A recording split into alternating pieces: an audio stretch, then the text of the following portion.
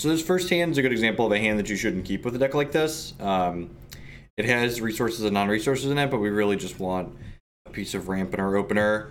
This hand is much better. It's a touch awkward that we have 2 Runic Avalanches. Like, this is essentially a mulligan, but opponent's playing Blood, so good chance they have, like, Withering Gaze in their main deck, so potential to still be useful. We don't have Wild yet, but we have a Fate Weave 4-1. Hey, Elwind, 1313 sub. A lot, welcome back, bud. I appreciate that. Welcome, welcome, welcome. Morning, Pinky. If that ice fails to hit a wild, we're going to be in a little bit of trouble here, but hopefully that won't be the case. Ding, ding, ding. And I think I want to just keep throwing resources up top here. We're going to get to curve nicely into Pathfinder plus Runic Avalanche here, so seems good.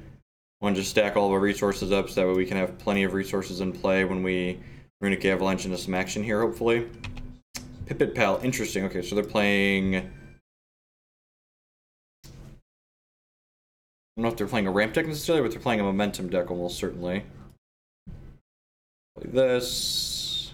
Probably have some Exalted Pathfinders in their deck. So next turn, we'll be able to go Pathfinder plus tap my champ power on the Pathfinder to draw 2 cards, hopefully.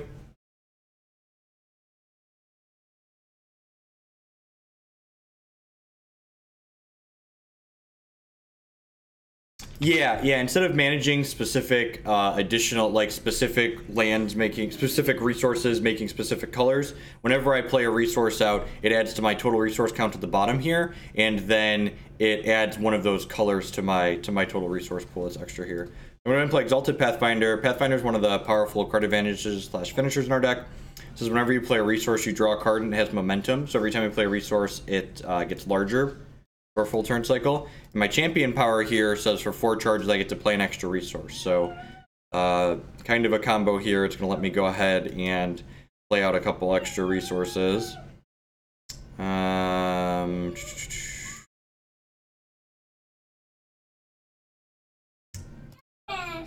be too surprised if this dies. What card did they pick with this?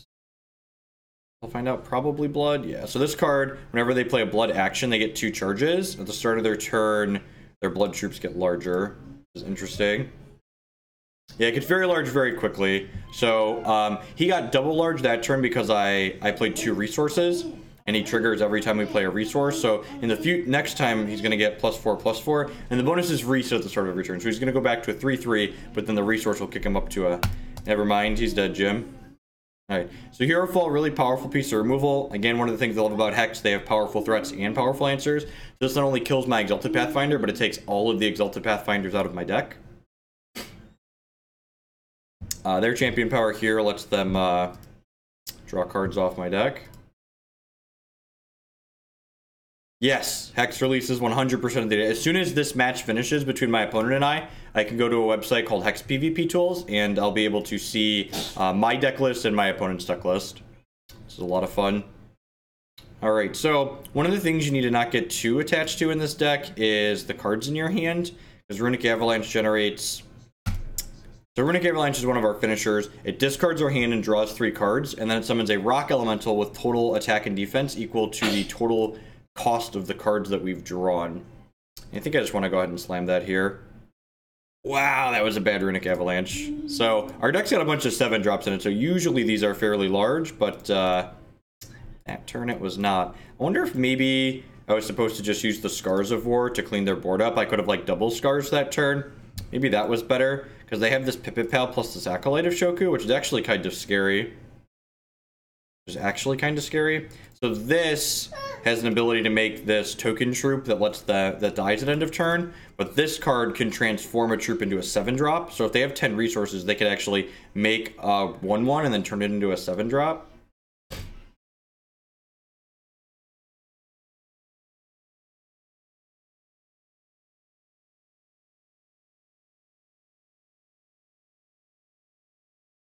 Yeah, it's possible. I think I missequenced. I think I was supposed to play these 2 Scars of War out last turn along with my Ice to clear their board up.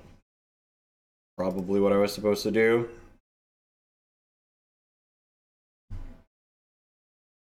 They have Wildlife in their deck. Alright, so we really need to draw an Eternal Seeker or 2 here. Wow, that hit speed. That's really good. Alright, well I guess I'll block here and then be really sad that I've been to those 2 Scars of War. Definitely shouldn't have done that. I guess the Rock Elemental puts an extra troop in my bin so I can scrounge this now to draw a card. Hopefully we draw a resource, that way we re-trigger this Runic Avalanche. Or I could just draw another Runic Avalanche. This is usually pretty sweet. So this one, yeah, that's what I'm talking about. There's a 14/14. Alright, let's take this Sabretooth and let's kill this Pipit Pal. So Sabretooth's a 7-drop. That's a 5/4 with speed, that when it comes into play, it deals 5 damage to an opposing troop. Or I can pay 2 and reveal it from my hand and put it back into my deck and deal 5 damage to something.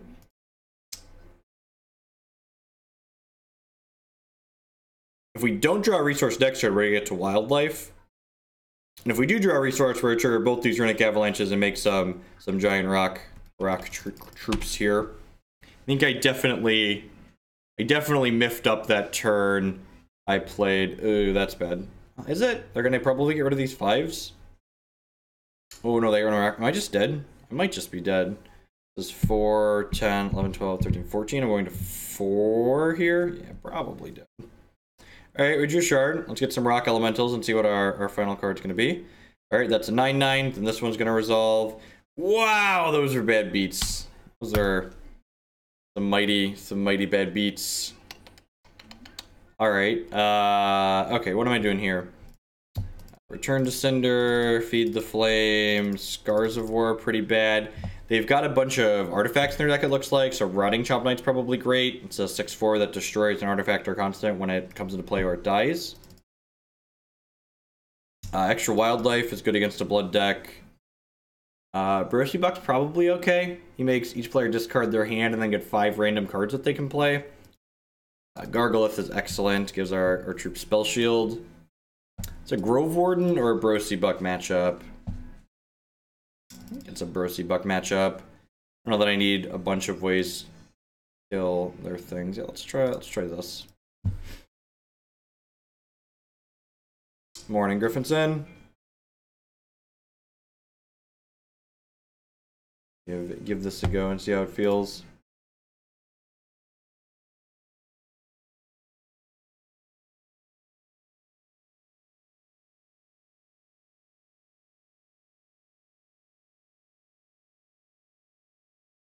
I think that's great. That change is awesome. You should make people write shit down. It makes it harder to lie and cheat.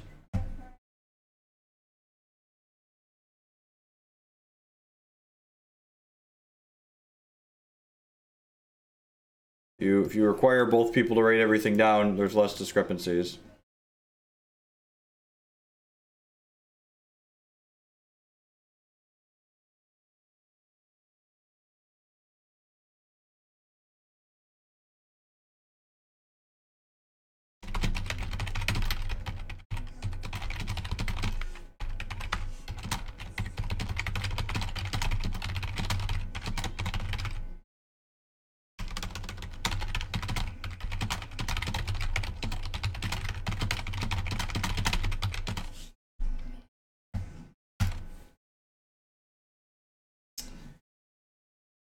Triple Eternal Seeker against the Eurofall deck, pretty bad. Also no ramp. That stand's kind of mediocre, but it's got an Acolyte in it, so hopefully it rounds itself out nicely.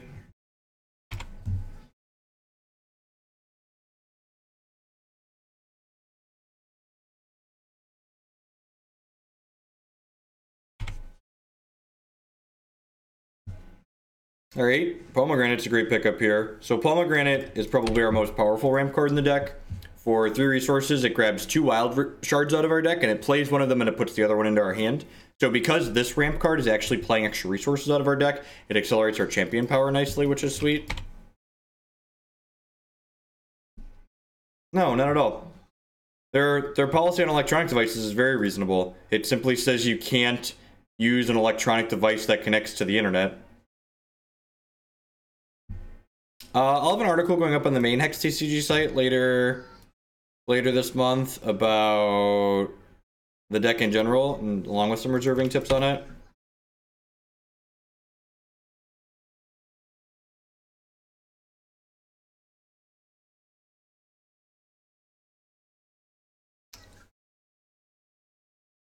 That's really rude, opponent. So I think I'm actually going to bin my 2 bombs here and just like hope to rip an Avalanche or an Exalted Pathfinder or something along those lines. There we go. Kind of sad that I used my champ power last turn now, but it is what it is. Maybe I'm supposed to hold it for a turn there, because we could pick up a Pathfinder. I missed a point of damage last turn too, didn't I? Yeah, so if they live at 1, I'm dumb.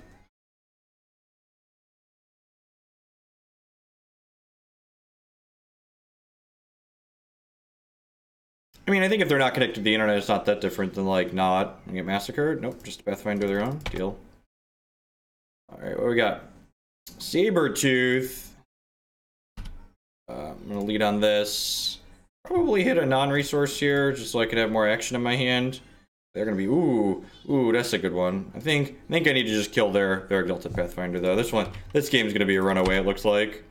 This is one of the reasons why I really love this deck. You have, like, some powerful, like, late long game type draws, and you also have games like this where we just, like, had Acolyte into Palm into gas on the play and just, like, ran them out of the game. Like, my opponent chose to bring in Cockatrice, and I think you're supposed to have some of your discard in this matchup, but, like, it was just a game where I just didn't care about the cards in my hand, and I was just playing to the board and I killed them. Feels good. This feels like a control deck that's, like, capable of generating, like, nut draws, which is everywhere I want to be in life. Like, gets to draw cards, gets to play a lot of spot removal.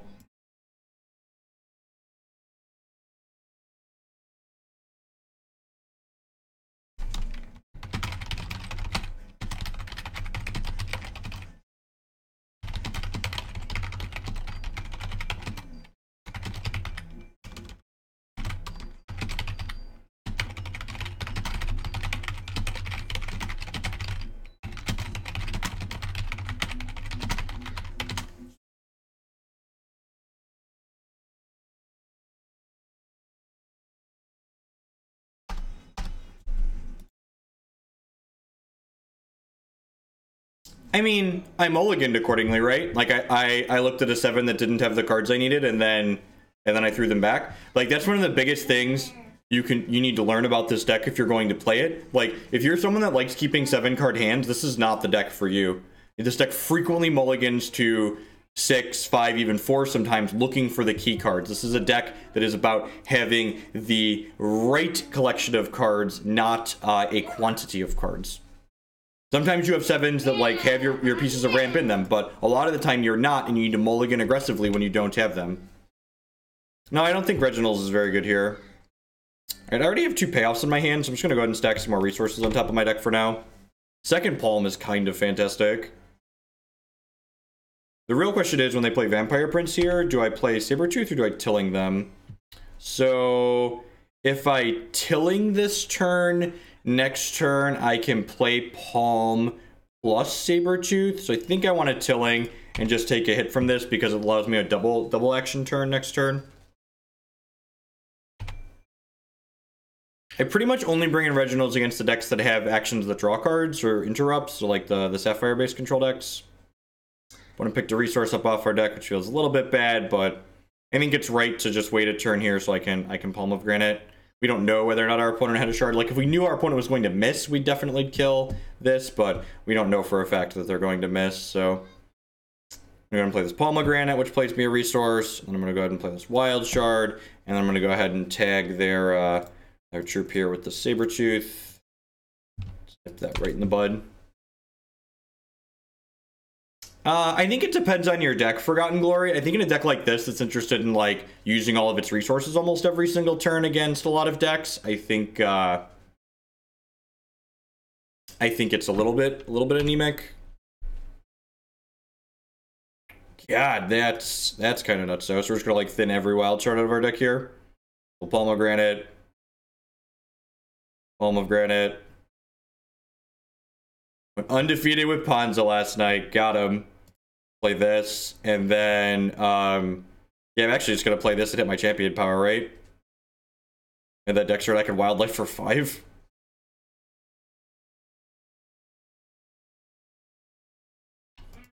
Alright. Got a lot of... Even if they, like, discard our hand here, we've got a lot of live draws. I assume this Acolyte's going to eat it. They're, like, passing, not doing anything, so assume, nope, no hero fall.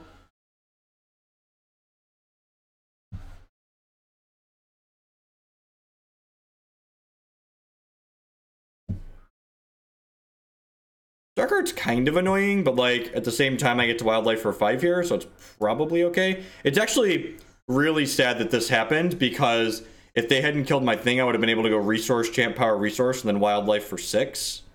Would have been great. So I'm actually going to hold these 2 shards here. And the reason why I'm holding... What does this do? Revert and transform another target troop you control to the same shards +1. Okay, so I'm going to turn one of these into a 6-drop. Yeah, turning this into a 6-drop sounds great. So I was going to say I'm going to hold these resources so I don't get tagged by a discard out of them, but now I've generated a bunch of Valors off one of my things, so I don't need to do that anymore. Gladiator 2. Do I want to play some of these Valors out? I'm going to play at least one of them out, I think, here. To make these things big enough to attack through this Dark Heart. And again, I'm going to hold a couple of these. I could play this resource, but I might draw an Exalted Pathfinder. I did activate my champion power, because in this mid to late game stage, basically all my champ power is doing is activating, is giving momentum to things.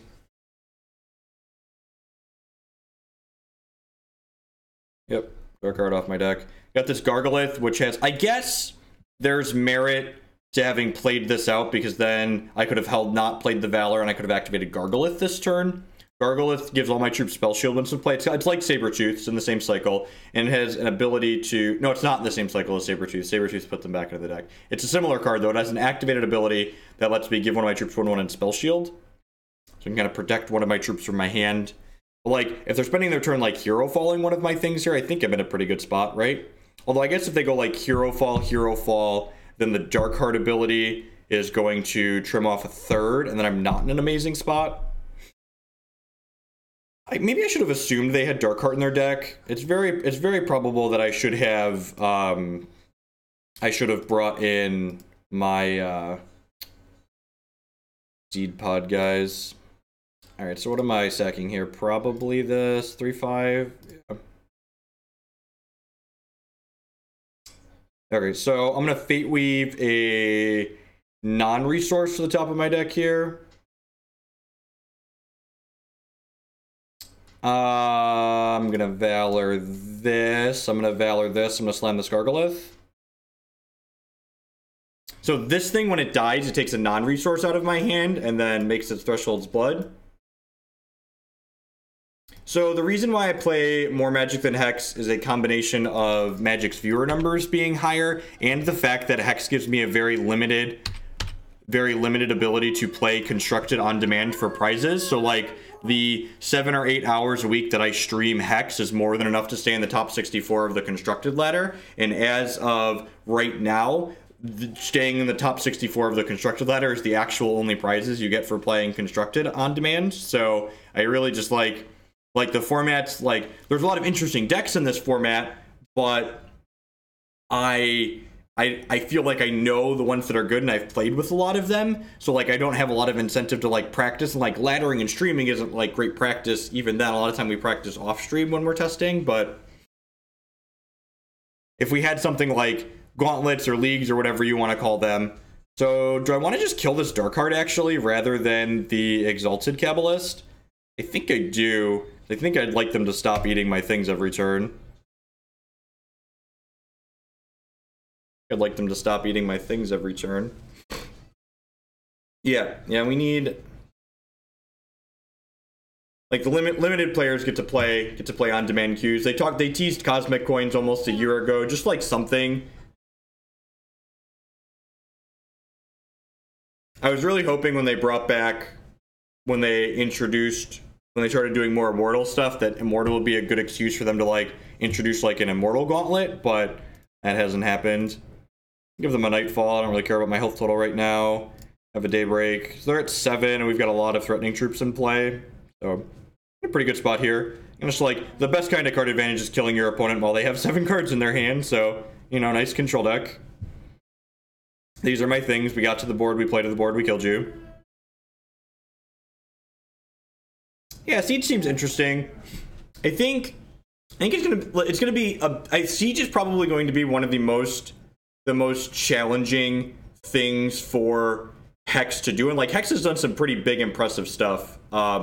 But like balancing something like Siege is not going to be easy, and hopefully they're ready to take a heavy-handed method in balancing it, because something like that's really tough, because you have to make it so it's both meaningful to be the attacker and meaningful to be the defender.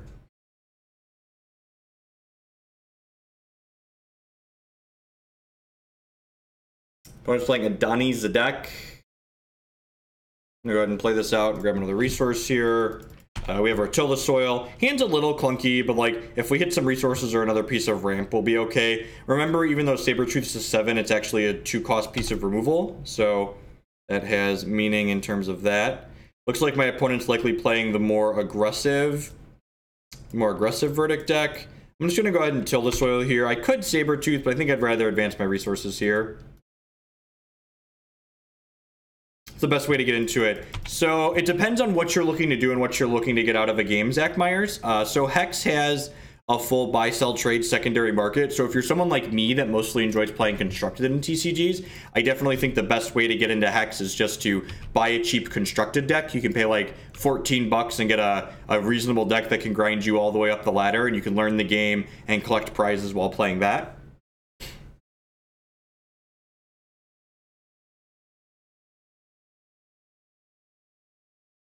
Adani's a deck, so Hex doesn't readjust cards once they're printed, but they do change champions. Adani's a deck's champion power was adjusted to be 4 charges from 3 charges. If you want to learn a little bit more about how to get into Hex, there's a How to Hex article here that talks about how to get into the game, and then there's a budget Hex article that I maintain here that has regularly updated deck lists in it. So I'd really like to draw like a Palm of Granite here. Another Sabretooth kind of sucks, so a little bit awkward, not drawing quite the right mix of things, but opponent also mulligan low and doesn't really have a lot going on, so we're going to have some time to recover here, hopefully. If they play like Twilight Justice this turn, we could be in a little bit of trouble. Nope, that's good for us. I have a Phantom. The Hoogle hot takes for I was born ready, JW. Just alright. Again, just use your resources. This Phantom doesn't represent a ton of damage, but like I'm probably not gonna have time to play all these cards out of my hand. Like if I rip a resource next turn, honestly I might just Runic Avalanche. Just like start propelling myself forward.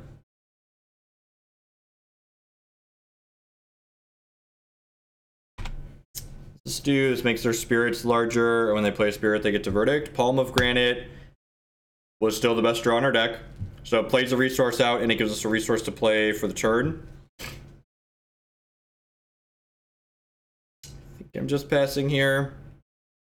Pass. Hopefully we hit a non-slow shard next turn, and then we get to Eternal Seeker of these constants. It's already set to tweet. Look, I am cautiously, let's call it cautiously optimistic. All right, don't get attached to the cards in your hand. Just play your Runic Avalanche here. Look at that. Made a 12-12. All right. There we go. If we don't hit a shard next turn, we get to play another Runic Avalanche and generate more things. Like, I know it feels bad to have just discarded all of those cards that I did, but it's much, much worse to just not do anything that turn. Much, much worse. It's technically better than Kodama's Reach because the card doesn't come into play tapped, right? Or 2. So I don't actually want to scrounge this Tilda Soil because I could draw a resource and then I discard these cards. So I want to play this Runic Avalanche so that way this one hits a resource. Wow, we are unlucky with Runic Avalanche today. Alright, and then we hit another resource. So normally, good fucking god. Holy dicks.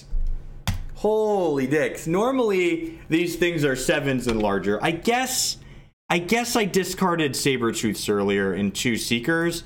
So, like, our deck doesn't have that many good hits in it, but lordy, that was bad. Holy gosh.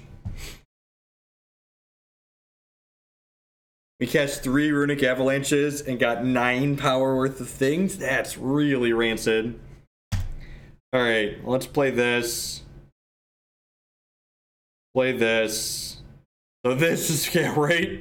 This is that card you've been talking about, Hogland. Seems really good. Alright, let's play this. I do get to attack them for 12 this turn. Hopefully I didn't just stack an Exalted Pathfinder in my deck after I've played all of my resources out. We'd actually kind of like another Runic Avalanche to gas up with, right? Eternal Seeker would also be decent. I have a Phantom. Oh, I guess their Phantoms are 3/3s now.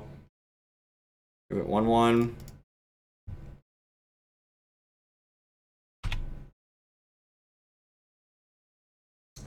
Alright, and draws a card.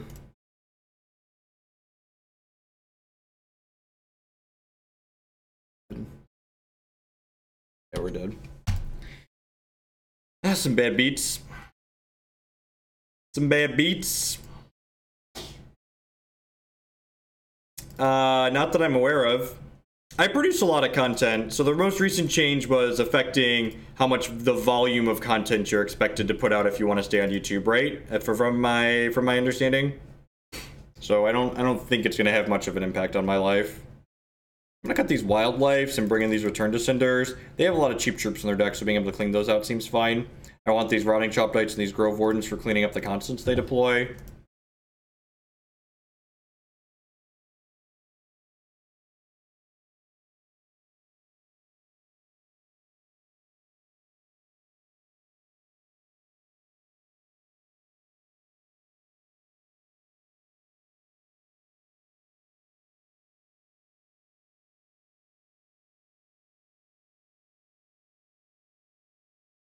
Hey, Philip Marsh, brand new Twitch Prime support. Thank you very much and welcome. Good morning. As always, if you enjoy any of my TCG content here, Twitch subscriptions are the best way you can show support for that. So thank you, thank you, thank you. The subscribers are the reason I'm able to do what I do as often as I do.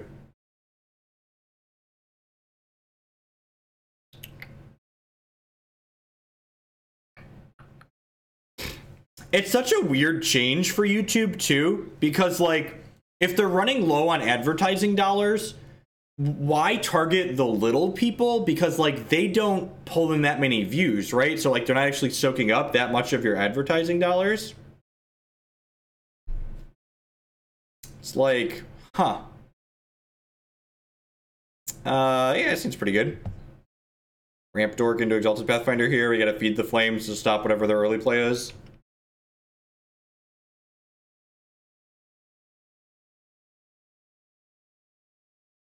Wanted Mulligan to 5 again, but they killed us on 5 cards last game after we bricked off a bunch, so, you know.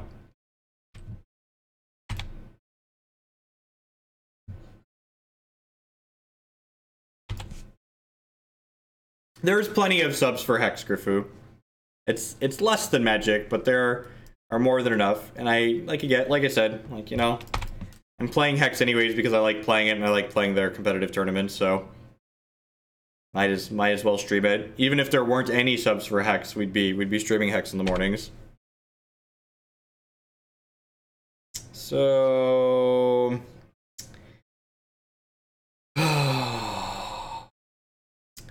this is always like a tough call when you have starts like this. It's like, do I play this and expose it to a piece of spot removal here and then potentially never draw a card? But is exposing it worse than not using my resources for the turn in a deck that wants to use its resources every single turn? And it's tough because, like, yeah, so they got to do that. I never drew a card off of it. But, like, if I draw Runic Avalanche this turn, I'm going to be really happy that I played that out last turn. Just drew a resource, so I hate myself. Always activate this when you can. Do I want to have my champion power here? Nah, I'm just going to hold this in case we... No, I can't draw another Exalted Pathfinder. Maybe I should have just done this. It's snowing in the cornfields. Not currently. It snowed yesterday, though. Another Eternal Seeker. Yep. Just going to hold that for now. Maybe I should have stacked a resource there because I had these 2 7-drops in my hand. Yeah, I probably should have stacked a resource there because I already had Seeker plus Tooth. That's probably wrong on my part.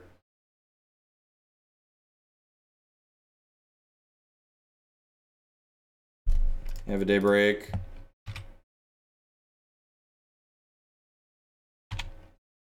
Shard? Gosh. Remember, folks, if you're offered the choice between being lucky and being good, always choose being lucky. Maybe I'm supposed to play the Sabretooth there, actually. Lets me attack this turn. Like, I don't really care about the Daybreak. This exposes this to a Hero Fall here as well. I have a Nightfall. Yeah, we didn't get Hero Falled, which is great. And they played another 3-drop out, so, like, kind of rewarded. I get to go ahead and play this other Seeker out and grab both these 3s. These are my things. My things are amazing. I could have played the Grove Warden and made 2 Seed Pods there, but taking Umbral Guard off the table is pretty important. This card says, whenever they Verdict, we take damage equal to this thing's power, which stacks up very quickly in the opponent's deck. Hex is definitely closer to Magic in terms of how the gameplay plays out. The decks are 60 cards, you have 4 ofs, you have resources in your deck that you're required to draw and play. Hex takes a lot of the things that Magic does, and then it uses the digital design space to kind of reduce some of the variance that Magic has.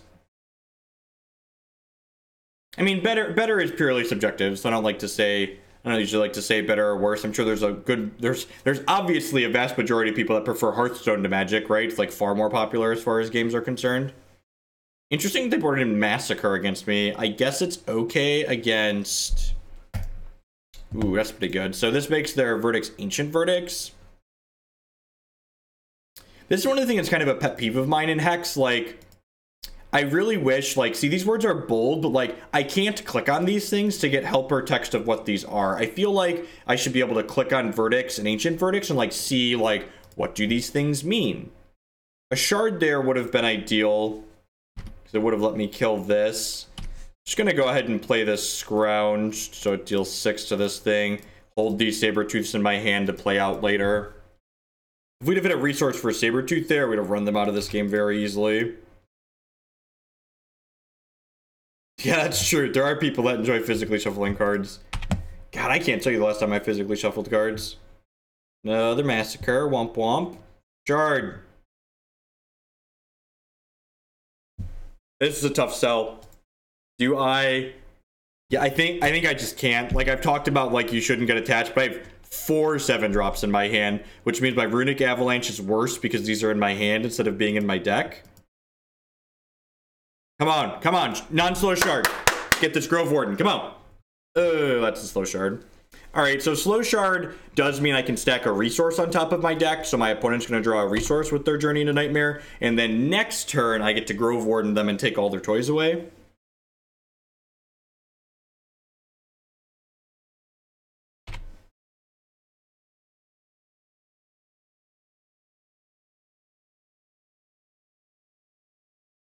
I have a Nightfall, because I'm going to take that away. I'm going to give them a troop back. Yeah, that's probably fine. I have lots of ways to kill troops in my hand. So they verdicted twice, which means I took 4 from this, which sucks, but that is what it is. Play this Grove Warden, gobble all their constants. Just tasty. So when he comes into play, he takes every artifact and constant in play, gives me control of them, and then turns them into these seed pods that will turn into monster plants later. Monster plants! I too wish you could see what those words mean. Yep. Yeah, they do. Hex does a lot of things right, but there's a couple of those little attentions to detail that's just like, could probably be a little bit better if we clarified this. So they're actually just dead here, right? Because this kicks this up to 9. I get to play the Sabretooth out, which 5 something, and then I get to activate this other Sabretooth in my hand, which 5 something.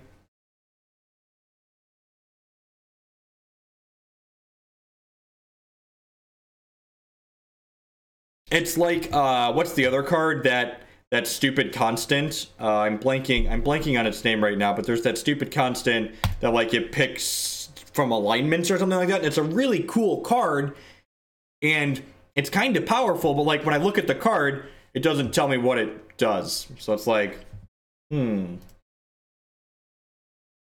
of the Earth. Yeah, that one. That sounds right. 5-cost artifact.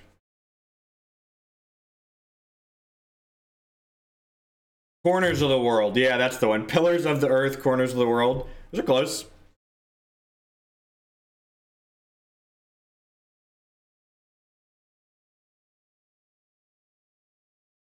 I actually think that's completely different, Marty Punker. I don't think that's a fair comparison at all.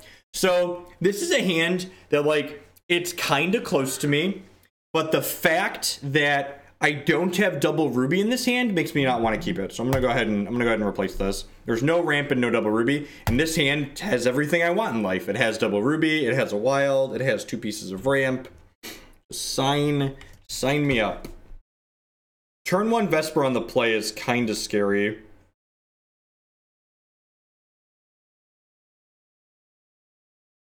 Fair enough, Zach. Yeah, the budget candles deck is like $14 to pick up if you want to jump in and try it. Yeah, 14, 15 bucks. Oh, Lord. So they're on the play. They have their most aggressive start. So this is a 2-1 that when it hits me, they get to make a copy of it and put it in their hand. And then the next one can hit me and make a copy of itself, and so on and so forth. I'm glad I have a double ramp opener here, but they might just... If they have a piece of removal here for this, I'm going to be in a lot of trouble. Yep. So, and this is why... Yes. Like, sometimes they have, like, massacres in their deck, and sometimes they have a bunch of 2-drops. So it's like, do I leave my Scars of War in to try and play around these draws, or do I leave my go over the top cards in to play around other things? And the Spirit deck fires on all cylinders. It is pretty good. Very dead there. I think, and that match, like, so they had their pretty aggressive start there on the play, and I just mulliganed, didn't have any removal. And then that first game, we just, that was the game where we Runic Avalanche 3 times and only got 9 power worth of guys. 9 power worth of rock elementals. I think they're on a transformational sideboard, a transformational reserves plan, JW, where they're like on the draw, maybe they board up and out. That seems like it would make sense. Shredder, TPZ in game, one of the guys on my Hex team was playing that deck for a little while, and he said he liked it, but it just didn't feel like it had the raw power that you needed to compete. So at the end of every 2-month Hex season, the top 64 players get invited to play in the Cosmic Crown Showdown, which is a tournament that pays $5,000 in cash to the top 8 players, and then in-game prizes to the other people in the tournament. That's the main incentive or payoff for laddering past Cosmic.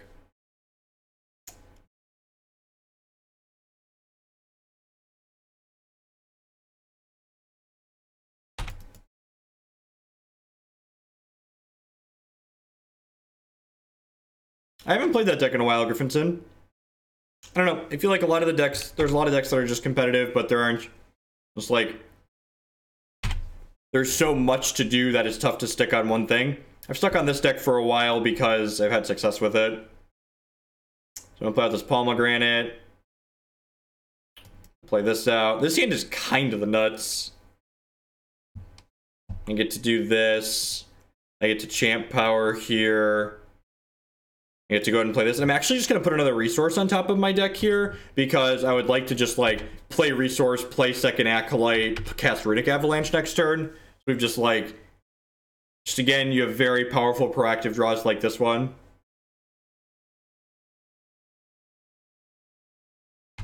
We're playing another Verdict deck. Okay. This Spirits deck must be pretty cheap. I need to look in to see what the details of how much it actually costs to build this deck and see if I should put it on. I should probably put it on my budget Hex decks list. Put this resource out. So Runic Avalanche will discard our last card and then draw 3 new ones.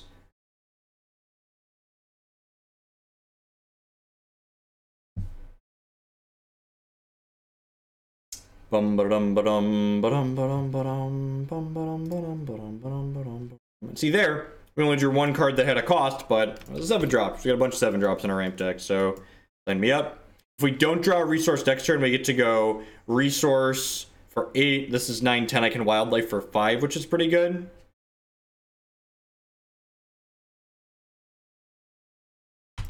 So one of the things too, Zach, is that Hex is an actual TCG, which means that if you don't enjoy the game, you can actually sell your cards back out of it. It's not just like, they're giving me the option to sacrifice my constant. I think I actually want to do that, right? Because then I guaranteed don't discard my hand next turn. Deal.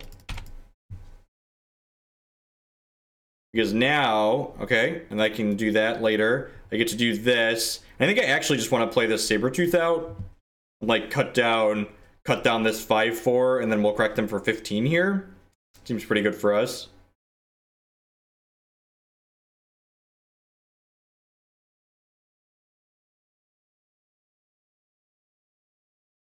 Yeah, I liked Eternal's gameplay. It was reasonable. I just, like, I couldn't get into their constructed because, I just didn't want to dump, you know, $100 into I put like $40 into the game and, like, had a cheap constructed deck, but I wanted to build a good deck and I didn't feel like grinding endlessly.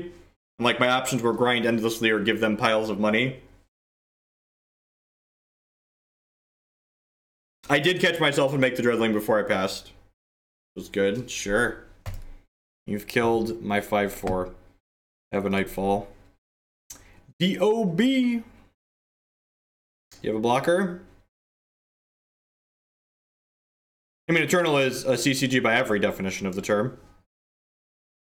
Dead on board? Dead on board. Dead on board.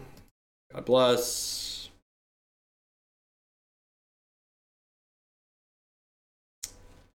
And again, it's like, what level am I supposed to go to here? They're on the play, so maybe I'm supposed to be a little bit more conservative while they're on the play and leave a little bit more removal in.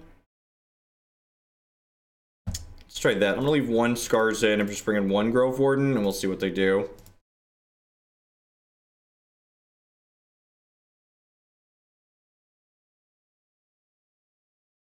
Pipes frozen. Gross. I'm glad we haven't had that problem here. Had some sub-zero days for sure. Seems pretty good. They have a really aggressive draw on the start. They have a really aggressive draw at the start. This seems fine.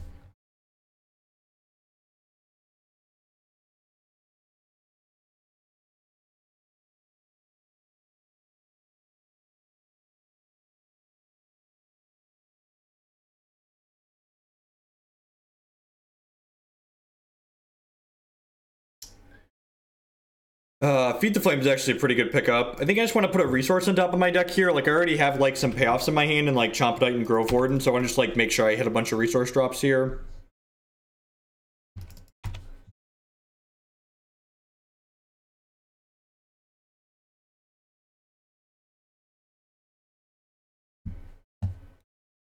I'd rather they have a Nightfall, right? Because I have this Grove Warden in my hand for later. -20, gross.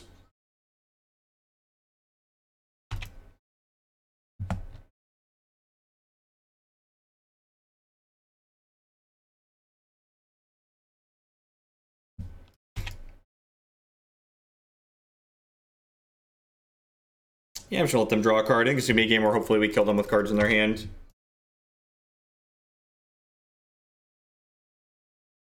Toss these democracy points towards Burkhart's control list. 1, 2, 3, 4, 5. Thank you for the cheer. I will move that up into the priority queue here.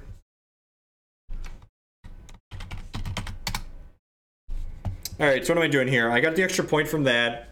So I'm gonna palm here. I think we're just playing as many resources as possible. So one of the things that's important to note about our champion power here is that our champion power requires a troop in play to use. So if they were to kill this later, I wouldn't be able to use this necessarily when I need to. So I'm gonna go ahead and play this out. I'm gonna stack a non-resource on top of my deck at this point, I think.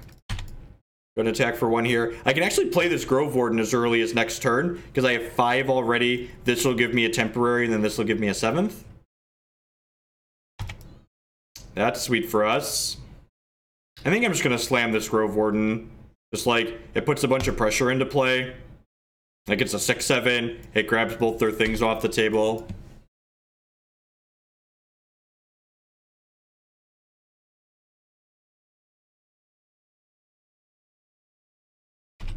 Go ahead and smash with this.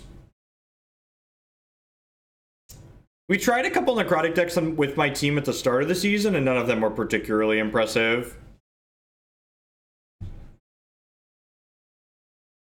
None of them. They all felt kind of mediocre. Them Verdict every time they play a resource. Have a Phantom opponent.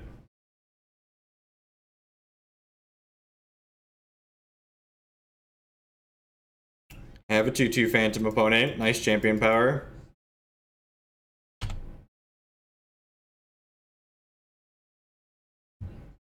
Alright, it's gonna trigger momentum here. I want to just Rotting Chompknight and kill this Halls of the Twilight. And probably return to Cinder this Phantom and smash them for 9. And like, even if they have some kind of sweeper effect, it's not gonna kill everything, and the Sabretooth will pound down and kill them next turn. I guess this has Crush, so I didn't really need to use that Cinder. If they wanted to use that as a gain 2, it's probably fine. Probably don't care. They have, if they pass with all the resources up here, I'd want to play around what's it called? But yeah, they're pretty dead here. My Grove Warden on the way out. 35, sweet. Still early-ish this ladder season. We're about 2.5 weeks in, so Hex ladder seasons are 2 months long. So hopefully, over the next few days, we'll grind my way up in the top 20 or so. I have never suggested Adani as the champion for straight Sapphire Diamond control. If you read the primer I posted on Sapphire Diamond control on the Hex TCG website, I've always recommended Kalik. I think Adani was always pretty anemic in that deck. The Verdict powers are best when they have a critical mass of Verdict, so your opponent's eventually going to get punished by one of them. And I think the higher starting health total as well as the Fate Weaves are better in Kalik.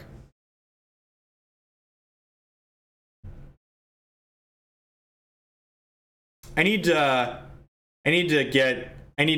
build ladder rank, Marty. I'm only 35. We were like top 20. I could spew a little bit, but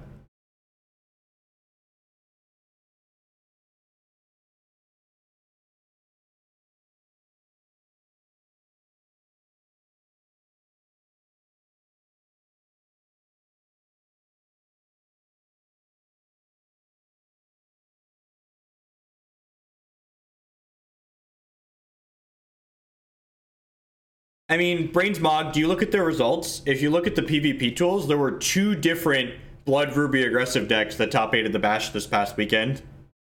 So you should probably check those out. One of them 6-0'd the Swiss, I believe, and then there was like an updated version of what was basically Redlings that did well.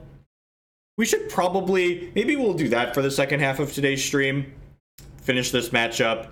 And then I feel like there has to be a couple of good Underworld Crusader decks in this format, so I think I would like to take a crack at some of those. This hand needs Wild, but this Fate Weave is statistically going to get us a Wild. We could miss, but even if we miss, we have like Sabretooth to like hold the fort down a little bit.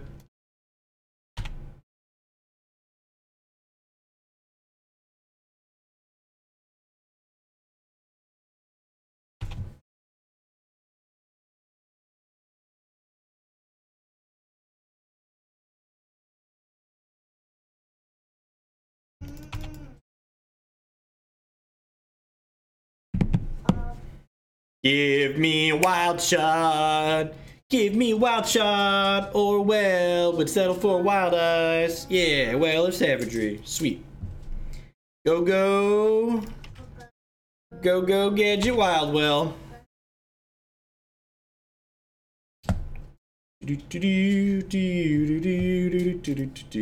Bum bum ba na na na na na.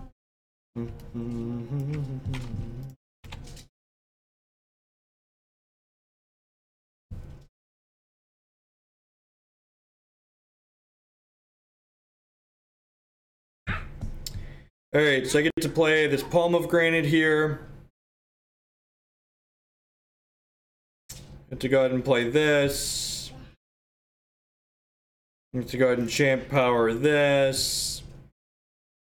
Play this. And I can play an Eternal Seeker as early as next turn. God, that's gross.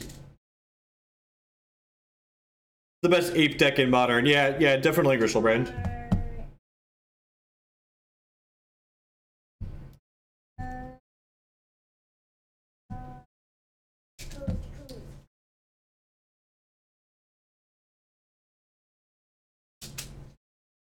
So we're going to kill our opponent pretty quickly here. I'm going to return to Cinder this Candle at end of turn.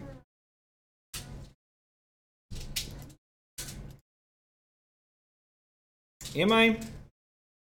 Yeah, I'm gonna return to Cinder this candle. And then on my turn, I'm gonna go Shard, Eternal Seeker, get rid of their 2-drops. Oh no, I'm dumb. I'm so why am I so dumb, chat? 2-drops would kill my Acolyte. We're not gonna kill my Acolyte. Change of plans. Change of plans. Beep beep. Hop in the Primordial Sabretooth Jeep. Run down the Luminite. Mistakes have been made, chat. Mistakes have been made. Should have killed the Luminite and then secret the candles, but it's fine. I've got 5/4 cats that run really quick.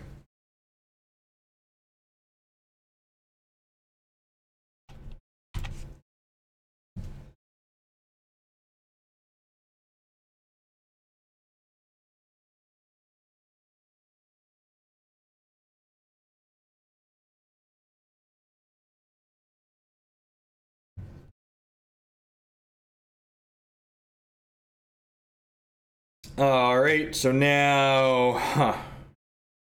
Yeah, it's just Seeker and then attack with Cat. If you hate losing the candles, this is a great deck to play. This deck is very good against candles. So, you could say it's the cat's meow of killing candles.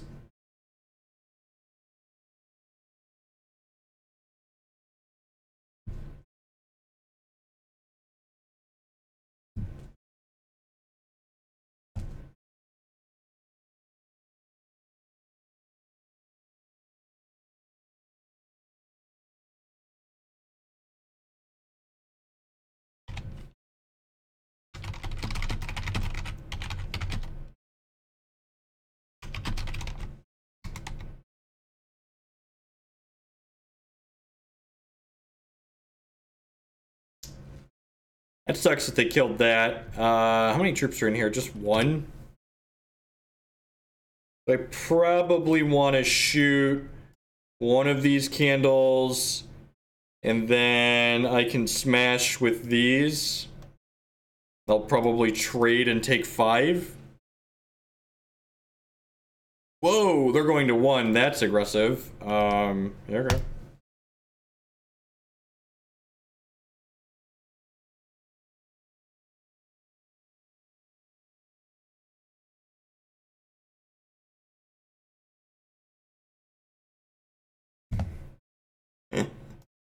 Griffin said, what did I should play some Crowbones, Convoluted, Reanimator, Twin, Tempo thing sometime?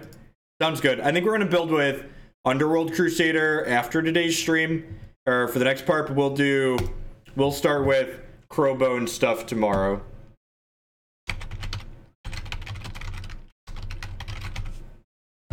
That deck might actually be pretty good right now.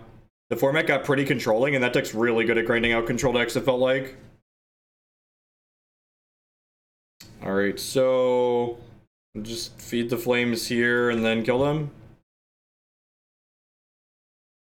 Yeah, unfortunately I needed to go game neutral.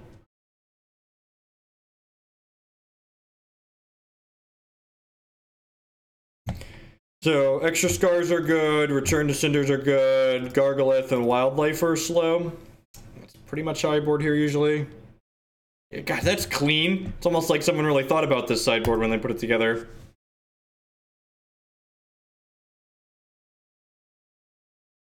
Everyone's having a great morning. Thank you. Joining us for some Hex TCG this morning. My name's Jeff Hoagland. If you're new to the channel, please make sure you hit that follow button. It doesn't cost you anything, helps other people find my stuff. If you're really enjoying what you see and help me produce more of this content, the best way to do that is by subscribing on Twitch, or sending some bits, or doing a donation like Griffinson just did there. No, Wednesdays is not going to be any Magic. You can find my schedule by going to jeffhoagland.com/gaming. It's always posted on there. We're going to be doing Magic Monday, Tuesday, Thursday, Friday afternoons moving forward.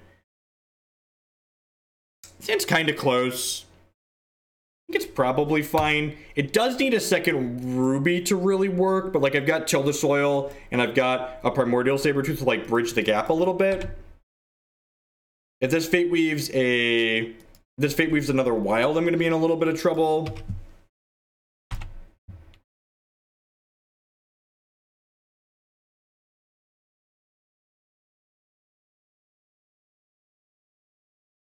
That sounds like really shitty testing. let me rephrase. Let's be constructive.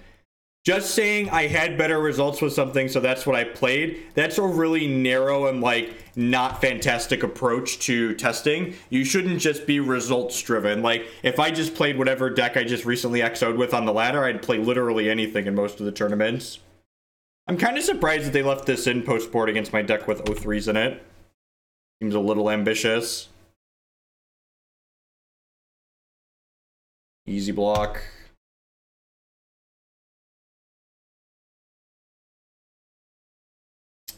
Journal Seeker's a good one. I get to do this. I get to do this. I get to do this. I'm gonna use my cat to kill this. Then I can actually Seeker as early as next turn, right? I can go Shard, Champ Power Shard, jam the Eternal Seeker. Yeah, Runic Avalanche is great. Could you, okay, let me rephrase. I'm gonna treat this, I shouldn't treat Hex Chat any differently than Magic Chat, so I'm gonna expect the same from you. Use your words. Currently, you're just being obnoxious and taking up space in my chat and being like, this thing is better and I tested it. Explain to me why it is better. What was that deck doing that made it feel better? Why was it testing better? Articulate yourself. You stumbled your way onto the internet. You can probably form a sentence, just like, explain why you feel the way you do. So that was a really bad Runic Avalanche. Thankfully, I have a Champ Power and an Ice here, so I'm going to go ahead and put a resource on top of my deck, so that way I guarantee retrigger this Runic Avalanche next turn. Hopefully hit a Shard plus a Seeker, or maybe a Scars of War if they don't pump these up too large. They have a Choir of Lumos here. We're going to be in a little bit of trouble.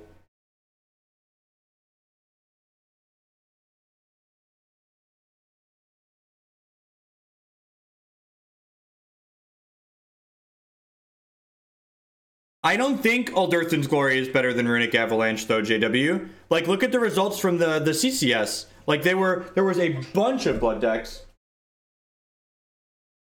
No, it's this Ghost game, dude. This Ghost game is the one you have installed. This one. This re-triggers this. Scars of War would be great. Shard Runic Avalanche would be great. Alright, I got an 8-8. I can fuck with that. I'll play this. So whenever I play a resource, Exalted Pathfinder draws a card, and I'm going to guarantee we draw another resource here, so that way next turn I can go this Exalted Pathfinder into play a shard, draw 2 cards.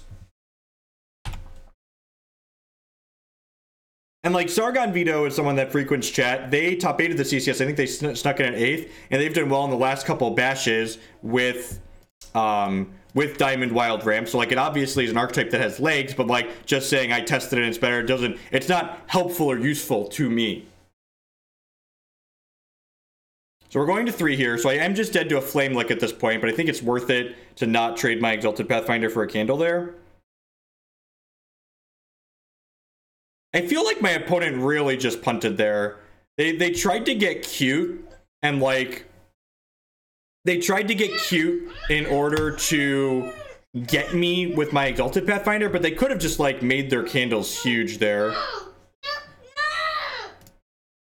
Hopefully we hit a Scars of War here. We get a bunch of draws at a Scars of War. So I do this, and then I hit my Champ Power here. I need to hit Scars of War. We get 2 more shots at a Scars of War here. We've got a lot of draws. We haven't had any in the top half of our deck almost. Come on, Scars of War. Yeah, buddy. All right, so do I play this now? Yeah, I'm just going to play this now so I don't get blown out by a Wax Dawn. Opponent doesn't want to play Hex anymore. What is wrong? Okay. Let me... Alright. Alright, that's the last match with the ramp deck anyways, so...